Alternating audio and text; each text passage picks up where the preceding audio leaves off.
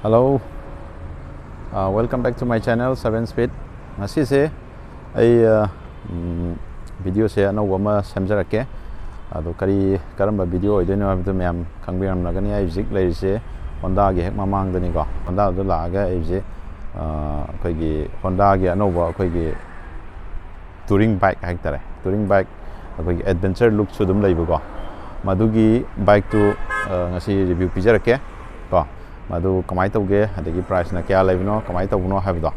ado mathang usarake ado sida leiba gari sing chu ai habe chawpa sum round amtang kari gari sing leige habdu sa petang sarapam usarake ado haurasi video se ado video haujringe mangoina na channel asibu khogi hana thengnaba nataba hojik nauna thengnaba yaurgade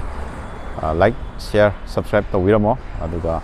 makata video yeminarsi aige anova video upload tawpa khodimak sudum adom da hana notification lakna bidamakta so subscribe soiduna tawbiyo haurjiko sidal leiba gari sing si hoje available oiba gari ngathani ko siluk sina Activa 125 ko adagi sina Honda Grazia ko sina Dio ko adagi sina 6Z loi leire everything loinamak pangbigani hai tare si gari myam se ado masigi myam jigi ai price keno di ai hajar roge ai mathang moige muk tongana review video mo pijarake ado hojik yengado ba gari si to si hojik leiba gari duni ko hojik phami se si Honda gi Hornet ko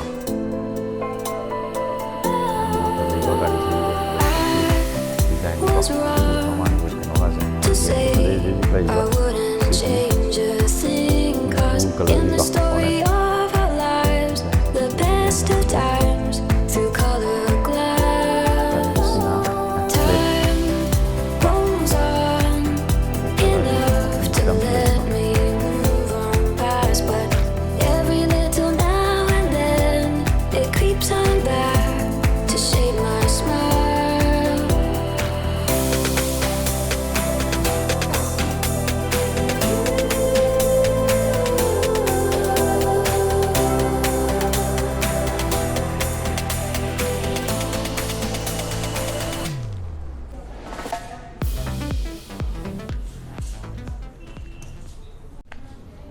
So ado hojik gari si maruina hek yengbada gari si khoigi adventure gi looks ama adum plus tawres leida aduga touring bike aina so hai masigi khoigi bike se aigi hek maning de lari sini ko simai maming se khoigi CB 200X aina hai maming se ado masi look wise yengbada su yam phajare aduga masigi price i hana hajaramage magi price ji on road khoigi keno ne lai se magi price 1 lakh khoigi 59 ko some 60 haiduni ko magi ji on road lai je ado masi khoigi keno sida ayamba bike khoigi off roader sing je off roader hai gidi khoigi adventure bike sing je ayamba thoklei sing si khoigi loinamak keno to bunga tan nate ko khoidi hadi off road tanga ta thobu nate ko khoi city drive su adagi ayambana khoi city da ayambana maximum ji 60 di city de loina adum drive tawi ko ado masigi ya ga Honda na kai tare Honda na khoi gi masi animak se combine tawraga city drive su dum phadana comfortably adum thoba yaba aduga off road ta su dum phadana adum khara adum thoba yana na bi damakta hai tare khoi gi Indian customer gi khoi Indian road matungina sarakpa adugumba akogi touring bike makal amani ko masi adum hek yengbada adum haidi tonganba looks ama adum thoego masak se yengbada pamani ko adi kitang sporty ju ai yengbada ado ai mathang sigi magi specification adi samlapai khara myamda charage myam yengminasi makhata video kamai tawge habdo like dislike loinama dongi ai video sigi matungina adum tawiro subscribe tawiro ko haursi ko video saya adu ado hairiba bike si khoigi magi sigi matang da hai tara sigi matang sida punja Honda da adom contact tawraga details khangba lerga su ai number screen da dum hapcharamage number da dum sigi number sida dum adom na contact tawbiyo aduga further details dum khangbiba yagani ko so adudi haurusi ko adamagi look wise namti yengse gari gi look wise ko look wise yeng dem phajai ko adai mamangi windshield ko se adjustable ni ko ado si yamna yeng da premium jo hai ko glossy hoibugo magi keno windshield adu sidaju LED natani ko setup se headlight se adu ga si yengbada si mamangi khoi suspension je asi golden color da pirego adu ga magi tire gi magi grip haidra tire gi my pattern je si gi pattern je yamna khoi gi grip tight over grip amadi dum oirani ko yengbiu ko dum yam thina phajai ko my front look se mong tai wa aduga sigi punya Honda thare aduga magi sideda LED side indicator je sideda knuckle guard sidoina kena tore hape ko aduga look wise yeng bada magi keno ga graphic ka je yeng bada white black toro ko yam phajaba da ama o e ko yeng bada ko adi mai Honda gi Beijing si 3D na ye thare adagi magi reflector sida hape ko side kya aduga magi suspension je khoi gi upside down fork aina hai ko sigi suspension je adu suspension je am thina sigi design che yam sina ba yam nungai ba keno mani ko adu si proper khoi gi off roader gari na tamina sida de adam alloy dum sinai ko khoi gi hero gi keno daga di expulse daga di spoke oina pi ni ko moina proper khoi gi keno do ne ba off roader gari ni ko adu sina animak touring bike and hai ko gari gi design che ko si gear si de leda ko adagi magi si de 200x kan thale ne ko adagi si front nom da magi design je maina si gi se moi keno de tawdre so khoi gi connect battery line connector moina si de piram dre ko aina keno taw ganda display je si de amna phajana adam fully digital web ni ko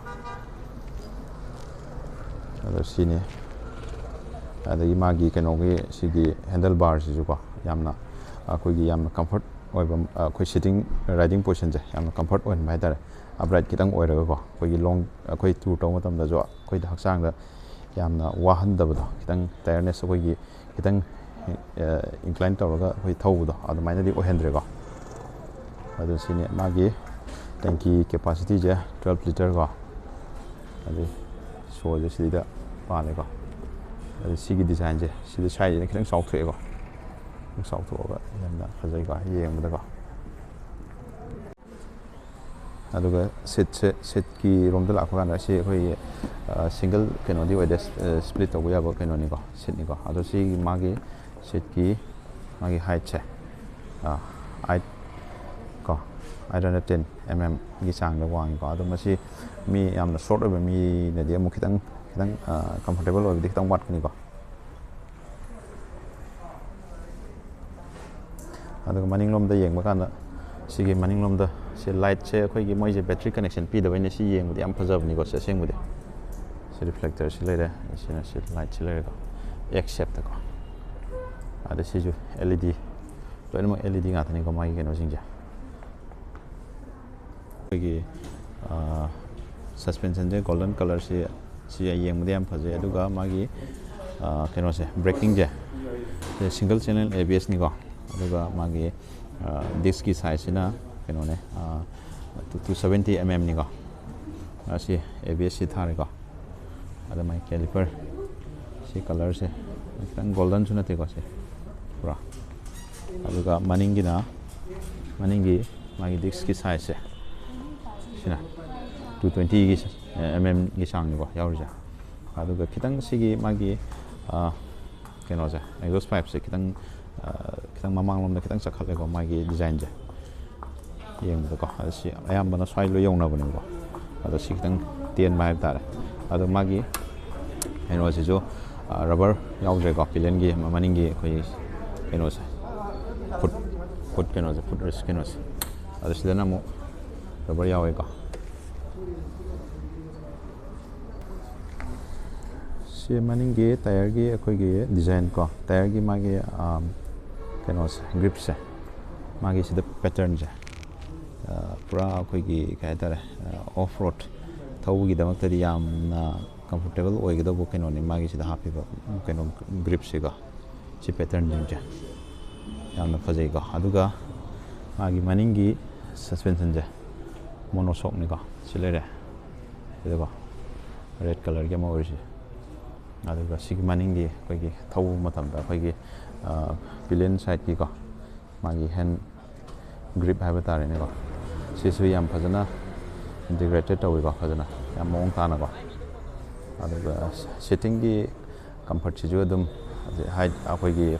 5.6ꯀꯤ ꯃꯊꯛꯇꯤ ꯑꯌꯥꯝꯕ ꯑꯗꯨꯝ ꯈꯤꯇꯪ comfortable ꯑꯣꯏꯅ ꯊꯧꯕ ꯉꯝꯃꯅꯤ ꯑꯗꯨꯒ ꯑꯗꯩ ꯈꯤꯇꯪ ꯁꯣꯔꯇꯔ ꯑꯣꯏꯕꯁꯤꯡꯗꯤ ꯈꯤꯇꯪ ꯑꯟꯀꯝꯐꯣꯔꯇꯦꯕꯜ ꯑꯣꯏꯒꯗꯧ ꯃꯥꯜꯂꯦꯀꯣ ꯌꯦꯡꯕꯗ ꯔꯥꯏꯗꯤꯡ ꯄꯣꯖꯤꯁꯟꯁꯦꯀꯣ ꯑꯗꯨꯒ ꯁꯤꯒꯤ ꯁꯣꯝꯗ ꯂꯥꯛꯄ ꯀꯥꯟꯗ ꯁꯤꯗ ꯃꯥꯒꯤ ꯔꯥꯏꯠ ꯁꯥꯏꯗꯇ ꯑꯩꯈꯣꯏ ꯍꯦꯟꯗꯜ ꯕꯥꯔꯁꯤꯗ ꯌꯥꯎꯔꯤꯁꯦ ꯃꯥꯒꯤ ꯏꯟꯖꯤꯟ ꯁ꯭ꯋꯤꯆ ꯇꯧꯕꯒꯤ ꯀꯩꯅꯣꯃ ꯌꯥꯎꯔꯦꯀꯣ ꯑꯗꯨꯒ ꯃꯌꯥꯝꯗ ꯕꯥꯏꯛ ꯑꯌꯥꯝꯕ ꯀꯌꯥ ꯌꯥꯎꯅꯗꯕ ꯁꯤꯗ ꯐꯤꯆꯔ ꯑꯃꯈꯛ ꯍꯥꯏꯔꯒꯗꯤ ꯑꯩꯈꯣꯏꯒꯤ ꯁꯤ ꯍꯖꯥꯔꯠ ꯂꯥꯏꯠꯁꯦ ꯁꯤ ꯑꯃ ꯁꯤꯗ ꯌꯥꯎꯔꯦꯀꯣ ꯑꯗꯩ ꯁꯤꯅ ꯁ꯭ꯇꯥꯔꯇꯔꯁꯤ ꯂꯩꯔꯦ ꯀꯣ ꯑꯗꯨꯒ ꯁꯣꯝꯗ ꯇꯔꯟ ꯁꯤꯒꯅꯦꯆꯔ ꯍꯣꯔꯟ ꯂꯩꯔꯦꯀꯣ ꯑꯗꯒꯤ ꯁꯤꯅ ꯂꯥꯏꯠ ꯑꯞ ꯗꯥꯎꯟ ꯇꯧꯕꯒꯤꯀꯣ ꯁꯤꯅꯤꯀꯣ ꯂꯩꯔꯤꯁꯦ ꯑꯗꯣ ꯁꯤ ꯌꯥꯝꯅ ꯑꯗꯨꯝ ꯒꯥꯔꯤ ꯌꯥꯝ ꯐꯖꯕ ꯀꯩꯅꯣꯅꯤꯀꯣ ꯐꯤꯆꯔꯁꯤꯡꯁꯨ ꯑꯗꯨꯝ ꯂꯣꯏꯅꯃꯛ ꯗꯔꯀꯥꯔ ꯂꯩꯕ ꯐꯤꯆꯔꯁꯤꯡ ꯑꯌꯥꯝꯕ ꯂꯣꯏꯅꯃꯛ ꯌꯥꯎꯔꯦꯀꯣ ꯍꯧꯖꯤꯛ ꯒꯥꯔꯤꯁꯤꯒꯤ ꯑꯩꯈꯣꯏꯒꯤ ꯑꯣꯚꯔꯑꯣꯜ ꯃꯥꯒꯤ ꯋꯦꯠꯁꯤ 147 ꯀꯣ ꯄꯨꯂꯞꯅ ꯇꯣꯇꯦꯜ ꯋꯦꯠꯁꯤꯀꯣ ꯑꯗꯨꯒ ꯃꯥꯒꯤ ꯏꯟꯖꯤꯟꯒꯤ ꯁ꯭ꯄꯦꯁꯤꯐꯤꯀꯦꯁꯟ ꯑꯝꯇꯪ ꯍꯥꯏꯖꯔꯛꯀꯦꯀꯣ ꯃꯥꯒꯤ ꯏꯟꯖꯤꯟ ꯁ꯭ꯄꯦꯁꯤꯐꯤꯀꯦꯁꯟꯁꯦ ꯑꯩꯈꯣꯏꯒꯤ 16.5 bhp ꯑꯩꯈꯣꯏꯒꯤ 8000 RPMꯗꯀꯣ ꯑꯗꯨꯒ ꯃꯥꯒꯤ ꯇꯣꯛꯁꯤꯅ 16.1 ꯀꯣ ꯑꯗꯣ ꯁꯤꯒꯤ ꯒꯥꯔꯤꯁꯤꯒꯤ ꯑꯩꯈꯣꯏꯒꯤ ꯑꯗꯣꯝꯅ ꯑꯩꯈꯣꯏꯒꯤ ꯂꯣꯟꯒꯤ ꯃꯇꯥꯡꯗ ꯂꯧꯒꯦ ꯍꯥꯏꯔꯒꯁꯨ ꯑꯗꯨꯒꯤ ꯂꯣꯟꯒꯤ ꯑꯗꯨꯝ ꯇꯥꯟꯅꯕꯤꯕ ꯌꯥꯒꯅꯤ ꯑꯩꯅ ꯄꯤꯖꯔꯤꯕ ꯅꯝꯕꯔꯁꯤꯗ ꯑꯗꯨꯝ ꯀꯣꯟꯇꯦꯛ ꯇꯧꯔꯒ ꯂꯣꯟꯒꯤ ꯑꯩꯈꯣꯏꯒꯤ ꯗꯔꯀꯥꯔ ꯂꯩꯕ ꯀꯩꯗ ꯆꯪꯉꯤ ꯈꯣꯠꯂꯤ ꯍꯥꯏꯕꯗꯨꯁꯨ ꯑꯗꯨꯝ ꯇꯥꯟꯅꯕꯤꯕ ꯌꯥꯒꯅꯤꯀꯣ ꯑꯗꯣ ꯃꯁꯤ ꯑꯩꯈꯣꯏꯒꯤ ꯂꯣꯟꯗ ꯑꯩꯈꯣꯏꯒꯤ ꯗꯥꯎꯟ ꯄꯦꯃꯦꯟꯁꯦ ꯑꯩꯈꯣꯏ 30% ꯃꯨꯛꯀꯣ ꯊꯤꯔꯒ ꯑꯗꯨꯝ ꯂꯧꯕ ꯑꯗꯨꯝ ꯌꯥꯒꯅꯤ ꯍꯥꯏꯕ ꯇꯥꯔꯦ ꯑꯗꯨꯗꯤ ꯌꯥꯝꯅ ꯆꯥꯕ ꯍꯥꯏꯗꯤ ꯌꯥꯝꯅ ꯈꯨꯗꯣꯡ ꯆꯥꯕ ꯍꯥꯏꯒꯗ꯭ꯔꯥ ꯁꯤꯒꯤ ꯌꯥꯝꯅ ꯐꯖꯔꯕ ꯑꯣꯄꯣꯔꯆꯨꯅꯤꯇꯤꯁꯦ ꯑꯩꯈꯣꯏꯒꯤ ꯃꯌꯥꯝ ꯃꯥꯡꯍꯟꯕꯤꯗꯅꯕ ꯍꯥꯏꯖꯔꯤ ꯑꯗꯣ ꯃꯌꯥꯝ ꯑꯃꯨꯛꯇꯪ ꯂꯥꯛꯑꯒ ꯁꯤꯒꯤ ꯈꯨꯗꯣꯡꯆꯥꯕꯁꯦ ꯒ꯭ꯔꯦꯞ ꯇꯧꯕꯤꯌꯨ ꯑꯗꯣ ꯉꯁꯤꯒꯤꯗꯤ ꯚꯤꯗꯤꯑꯣꯁꯤ ꯁ꯭ꯋꯥꯏꯗ ꯁꯨꯝ ꯂꯣꯏꯁꯤꯟꯖꯔꯒꯦ ꯑꯗꯣ ꯃꯌꯥꯝꯅ ꯑꯩꯈꯣꯏꯒꯤ ꯆꯦꯅꯦꯜ ꯑꯁꯤꯕꯨ ꯅꯨꯡꯁꯤꯕꯤꯗꯨꯅ ꯁꯕꯁꯀ꯭ꯔꯥꯏꯕ ꯂꯥꯏꯛ ꯑꯦꯟ ꯁꯤꯌꯔ ꯁꯣꯏꯗꯅ ꯇꯧꯕꯤꯔꯝꯃꯣ ꯑꯗꯣ ꯑꯗꯨꯝ ꯒꯥꯔꯤ ꯊꯧꯕ ꯃꯇꯝꯗ ꯍꯦꯜꯃꯦꯠ ꯁꯣꯏꯗꯅ ꯎꯞꯄꯤꯌꯨ ꯒꯥꯔꯤ ꯃꯆꯥ ꯊꯧꯕ ꯃꯇꯝꯗ ꯑꯗꯨꯒ ꯑꯆꯧꯕ ꯊꯧꯔꯒꯗꯅ ꯁꯤꯠ ꯕꯦꯜꯠ ꯁꯣꯏꯗꯅ ꯊꯥꯕꯤꯌꯨ ꯍꯥꯏꯔꯒ ꯒꯥꯔꯤꯁꯤꯡ ꯂꯣꯏꯁꯤꯟꯖꯔꯒꯦ ꯃꯌꯥꯝ ꯕꯥꯏ ꯕꯥꯏ